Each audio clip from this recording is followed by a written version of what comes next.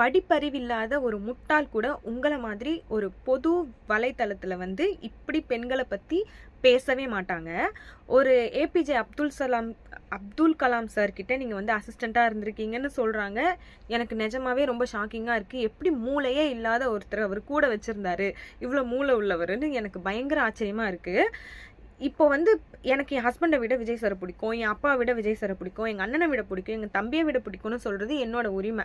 அதை பற்றி பேசுகிறதும் பேசாமல் இருக்கிறதும் ஏன் வீட்டில் இருக்கவங்களுடைய ரைட்ஸே தவிர்த்து உங்களோட ரைட்ஸ் கிடையாது. யாரோ ஒருத்தர் ஏதோ ஒன்று சொல்லிட்டாங்க அப்படிங்கிறதுக்காக அவங்கள எப்படி நீங்கள் பொதுவாக ஒரு கொச்சையான வார்த்தையை பயன்படுத்தி பேச முடியும்?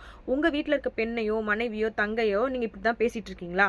உங்களை மீறி ஒரு வார்த்தை போயிட்டாங்க, உங்களுக்கு பிடிக்காத இடத்துல ஒருத்தவங்க இருக்காங்க அப்படின்னா அவங்கள எவ்வளோ கேவலமாக வேணாலும் நீங்கள் பேசுறதுக்கு இறங்கிடுவீங்க. கரெக்டாக நீங்கள் சேர்ந்திருக்க இடம் உங்களை அப்படி மாற்றிடுதுன்னு நினைக்கிறேன். எனக்கு என்ன பெரிய டவுட்டாக இருக்குன்னா, இந்த நேரத்தில் கொடி பிடிக்க வேண்டிய பெண்கள்லாம் எங்கே போனாங்கன்னே தெரியல. உங்கள் கட்சியிலே ஒரு 4-5 பெண்கள் இருப்பாங்க, அவங்கள பெண்களுக்காக குரல் கொடுக்குறவங்க தான். நான் நிறைய மரியாதை வச்சுருந்தேன் ஒரு சிலர் மேலே.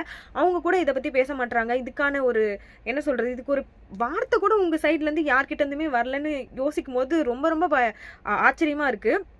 ஒரு மாடு கதை புல்லு கதைக்கெல்லாம் ஓடோடி வந்து 50 பேர் 500 பேரா மாத்திராதீங்கன்னு வீடியோ எடுத்து டெய்லி வியூஸாக போடுறவங்க இதுக்காக ஏன் இன்னும் குரல் கொடுக்காம இருக்காங்க அப்படின்னு எனக்கு புரியல.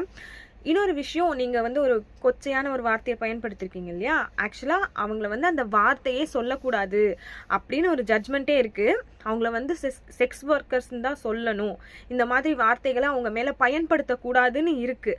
அதையும் மீறி ஆமாம் நான் அப்படி தான் பண்ணுவேன், நான் அப்படி தான் சொல்லுவேன் அப்படின்னு எப்படி நீங்கள் அதை சொல்லிக்கிட்டே இருக்கீங்க? மறுபடியும் உங்ககிட்ட ஒருத்தவங்க வந்து இந்த மாதிரி ஒரு வார்த்தை சொல்லிட்டீங்கன்னா ஆமாம் அவங்கள அப்படி தான் சொல்லுவேன், அவங்கள அப்படி தான் சொல்லணும் அப்படின்னு சொல்லிட்டு இருக்கீங்க.